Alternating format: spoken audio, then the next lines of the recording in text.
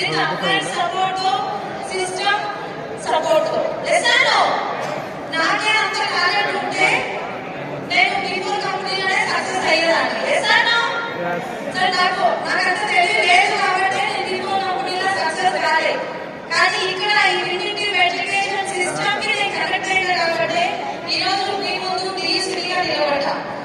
So ఒకటే నేను చెప్పాలనుకుంటున్నా, plan చెప్పాలి, ప్రోడక్ట్ పంపించాలి, మీటింగ్కి తీసుకురావాలి, ఇది ఓకే మనకు అర్థమైంది. ఈ 3 పనులు చేయాలి.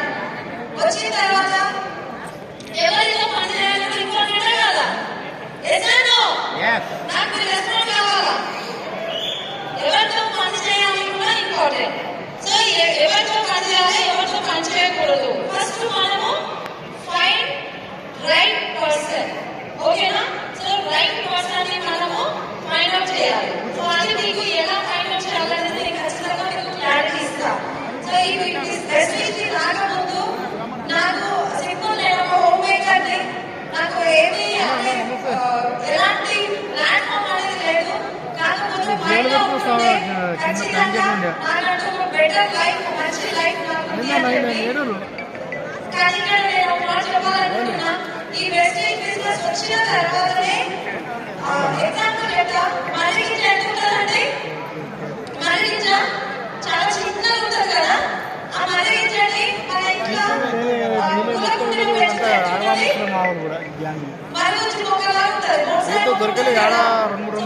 మొక్కలాగా పెరుగుతుంది. అదే మర్రిగింజ సారవంతమైన భూమిలో పడితే ఎలా ఉంటుంది? సారవంతమైన భూమిలో పెడితే మర్రిగింజ పెద్ద అరణ్యాన్ని సృష్టిస్తుందా లేదా? సో ఈ మర్రిగింజ కూడా సారవంతమైన భూమి అనే వెస్టేజ్ లో పడింది. సో కాబట్టి ఇంకొక 5 years తర్వాత చూడండి ఎంత పెద్ద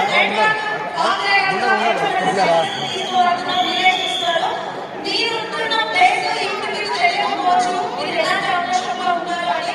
అది కోరుకోవడం మీకు 100% అర్థమవుతుంది. సో ఇక్కడ ఒకటే మనం చెప్పాల్సింది,